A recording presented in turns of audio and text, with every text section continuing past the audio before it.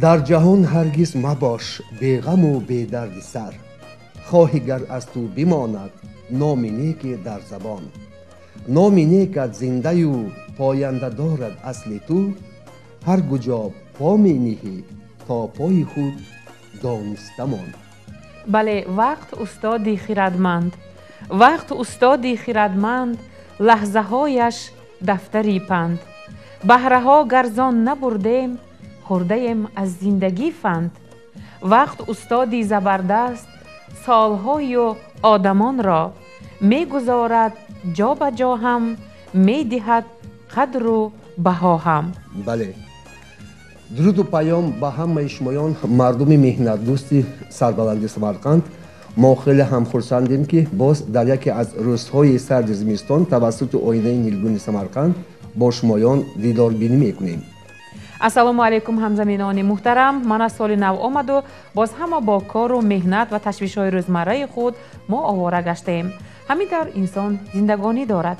بین ما آدمای عمرگذرانی دارند که از رفت حیات و فعالیتشان میتوان بسیار چیزها را برای خود همچون نمونه گرفت.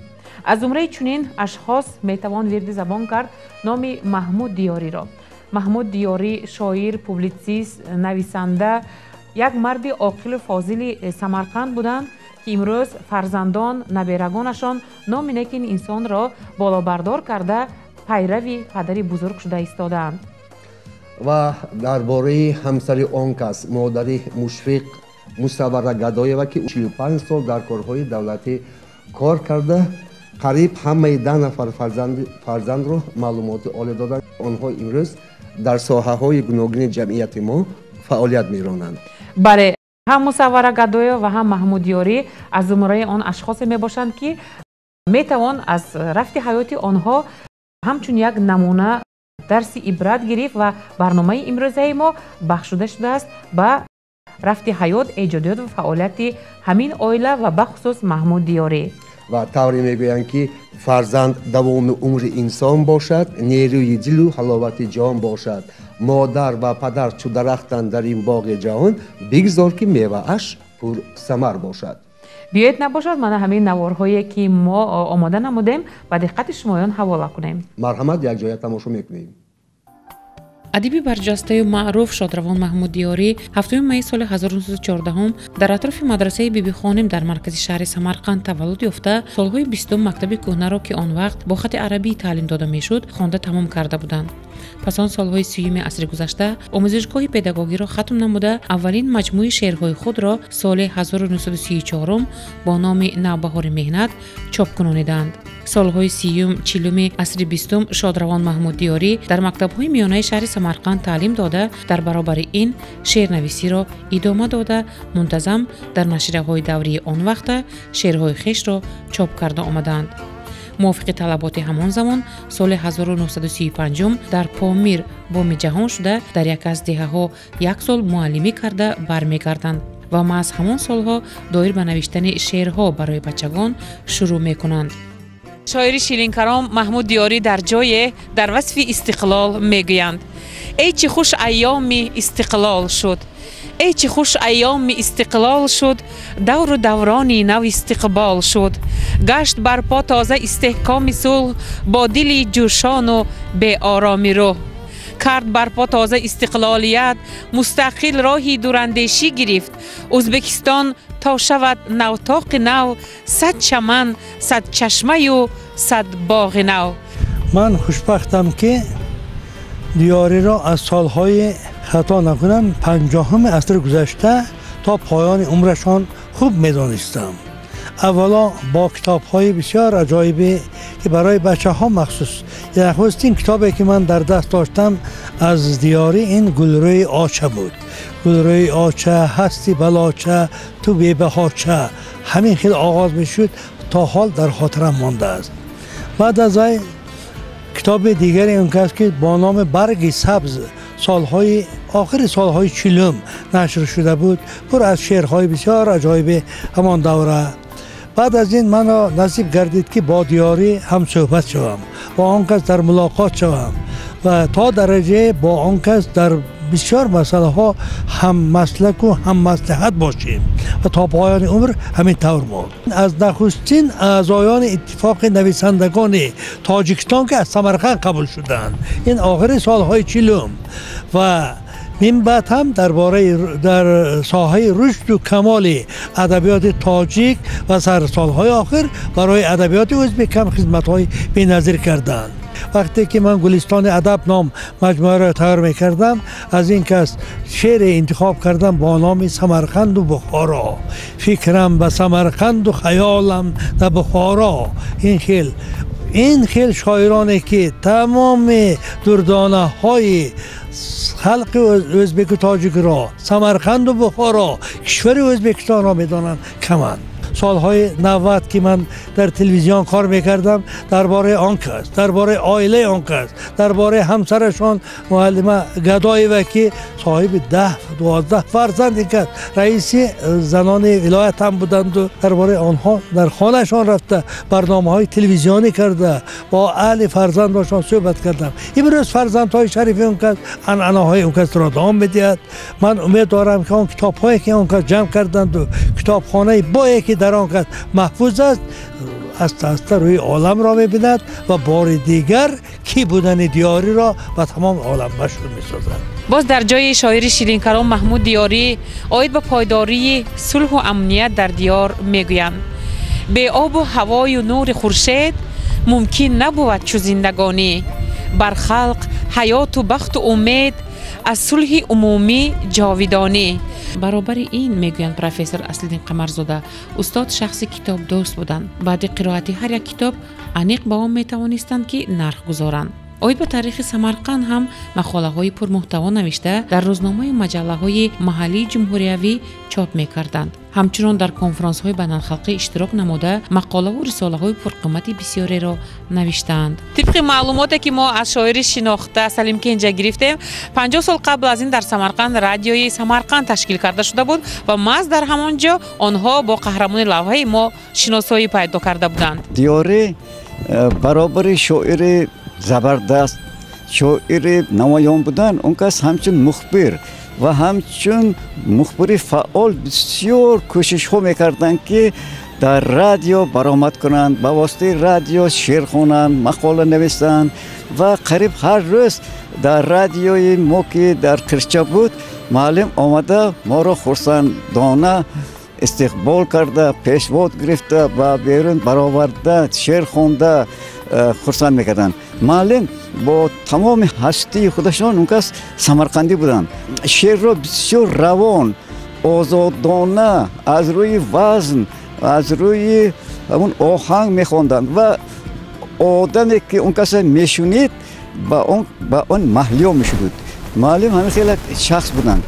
معلم باز یک خصوصیت داشتن که اون کس دائم پرتبسم بودن و در چهرهشون یگان خفگی نمیدیدیم و با همین فخر میکردیم که معلم در کوچه، در باغ، در نشست، در همه جا اون کس با تبسم و یک قدم مانده و هر یک صحبت ما با اون کس یک معرکه بریم بود.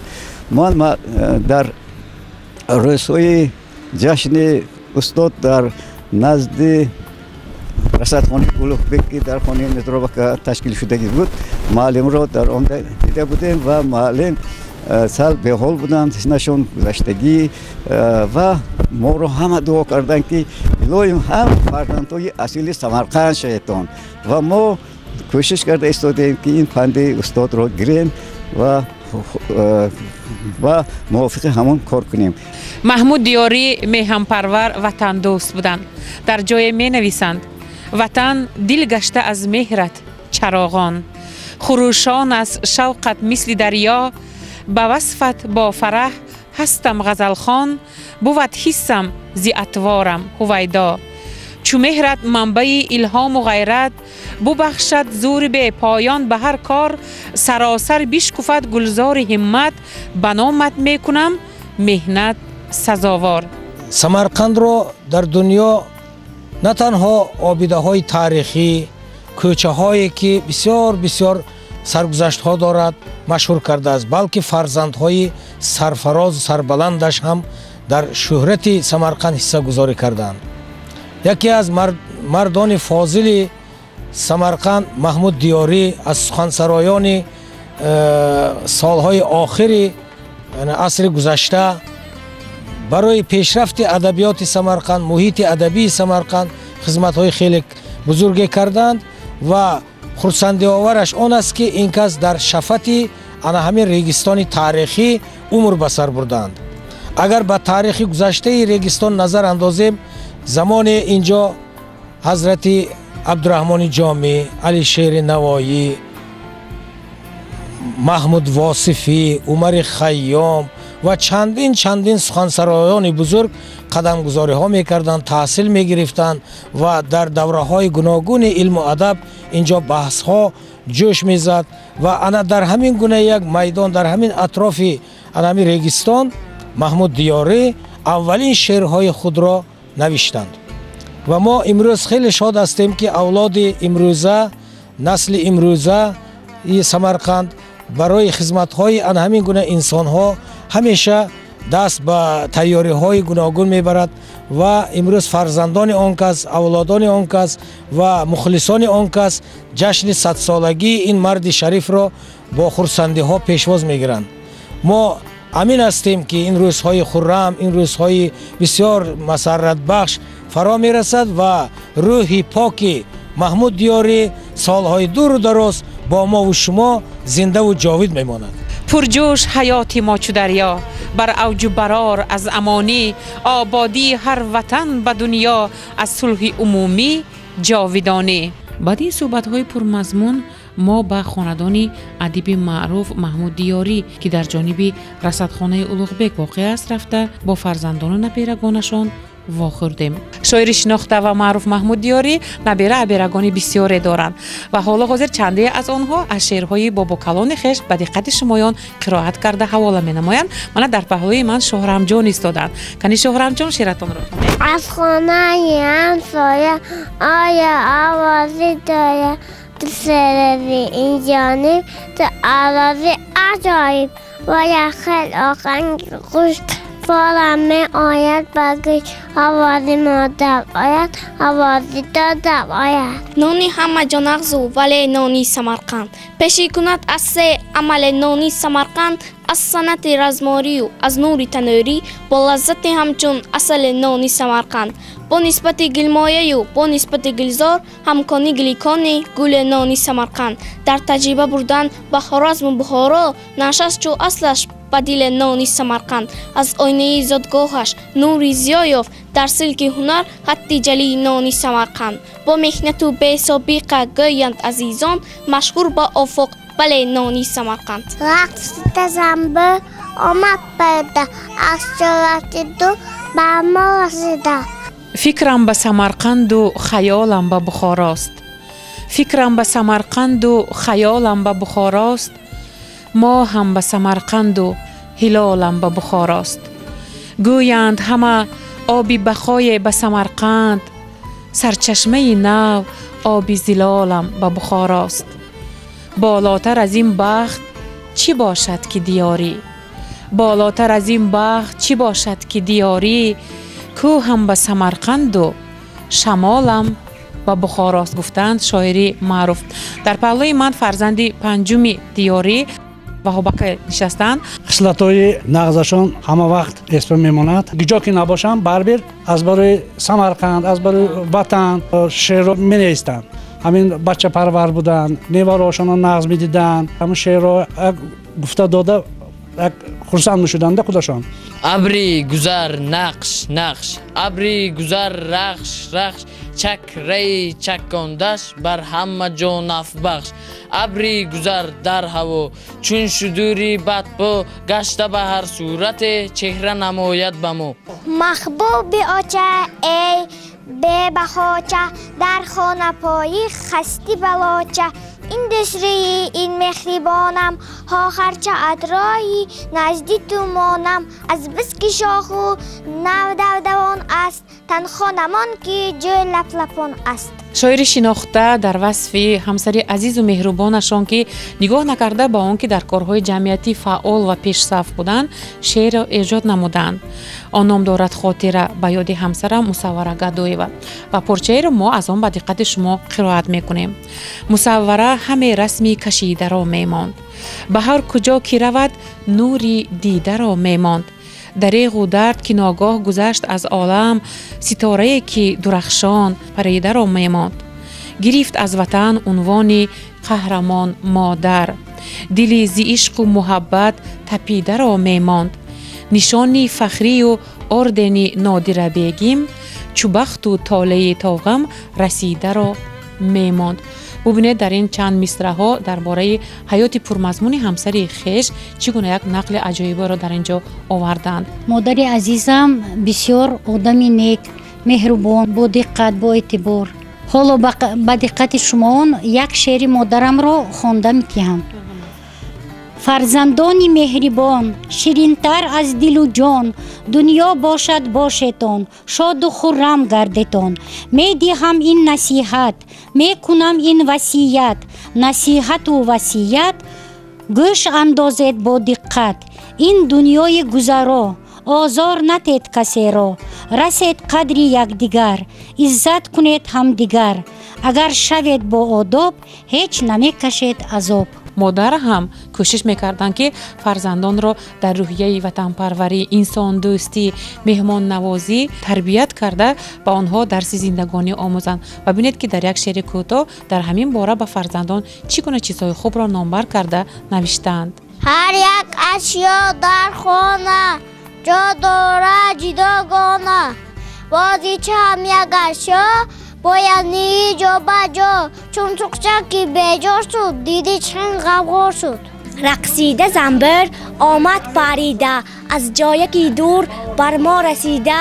гашта парафшон болои поён, аз чӣ гурезон гардидааст он. аз чашм ногоҳ гардида ғоиб, эҳ кард кӯтоҳ рақси аҷоиб. дар паҳлӯи ман фарзанди дуюми Маҳмуд Диёрӣ акои Мизроб Болтаевич нишастанд ки мана қариб 40 сол мешавад ки дар соҳаи тандурустӣ тиб кор карда омада ба мардум саломатӣ мебахшанд ва аълочи маорифи халқ ҳастанд. умуман аз зумраи он мардони фозил ва оқили Самарқанд ҳастанд ки мисли падари бузург ва авлодони сулолаи гузаштаи худ ҳама вақт дар хизмати халқ ҳастанд. дар ин саёҳатҳои нағз медидам. мана Кавказ барафтан дар бораи Кавказ шеър менавистанд. ҳиндустон ба ду бор ба сафар шуданд. ду бор ба сафар шудагишон дар бораи ҳиндустон хиндукаш гуфтагӣ як поэмаи калон нашро навистанд. умуман агар гуфтагӣ вақт ба шеърҳои ин кас дар бораи меҳнат, дар бораи сулҳ, дар бораи ватанпарварӣ, дар бораи ёшҳо бисёр шеърҳо менавистанд. солҳои охирин 60-70 соло ба корҳои илмӣ ҳам бурданд. дар бораи тимуриҳо мақолаҳои илмии калон доранд. дар бораи улуғбек китобҳои ноёби улуғбек ёфта шудагӣ дар борошон газетҳо ба баромадагӣ. дар бораи абу али ибн сино ҳазорсолагиаш ба бисёр як мақолаи калон нависта буданд. хати арабӣ ва форсиро бисёр ки нағз медонистанд. ин кас ба институти шарқшиносии Тошкент шӯъбаи дастнависӣ ба аъзо буданд ва барои вайҳо бисёр китобҳои ноёби вайҳо ёфта тақдим мекарданд. университет ба шарқшиносӣ ҳам бисёр китобҳои ҳамин ноёбро ёфта инҳо тақдим мекарданд. падари шодравон Маҳмуд Диёрӣ олимака шахсан бо адиби маъруф нависанда олим Садриддин Айнӣ шиносоӣ доштанд ва бори аввал падар Маҳмуд Диёрии ҷавонро солҳои 1927-28 асри гузашта бо Садриддин Айнӣ шинос карда шеърҳои аввалини ӯро аз таҳрир мегузаронанд.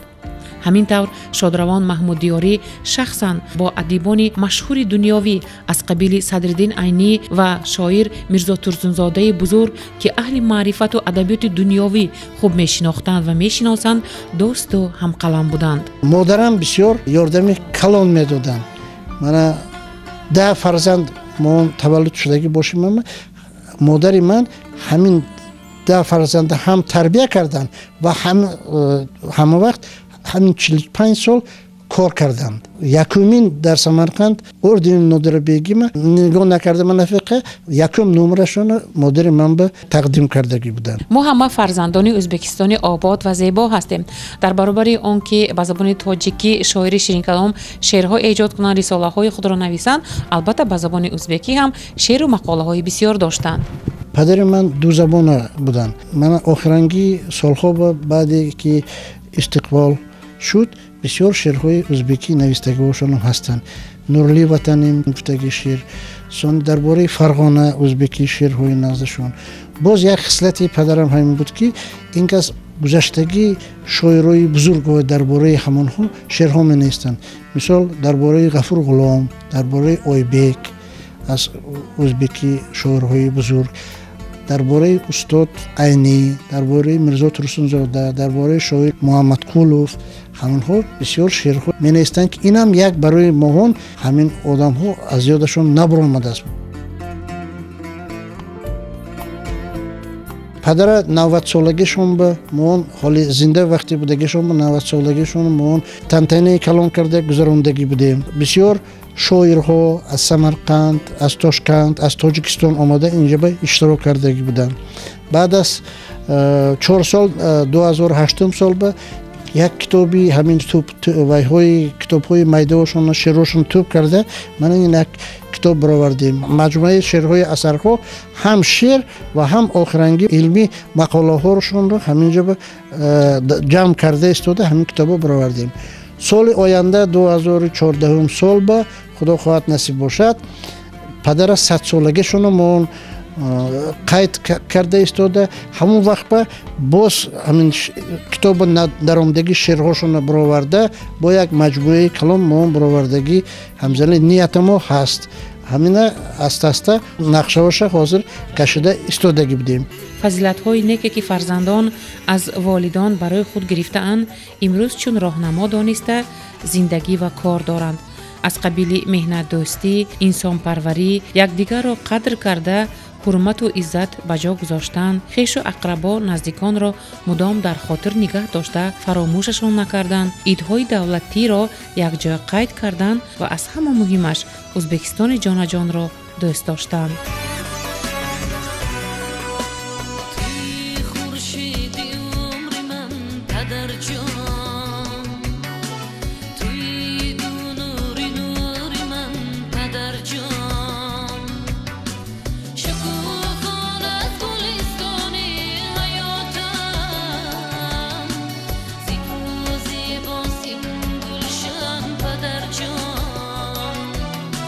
شکوفان از گلستان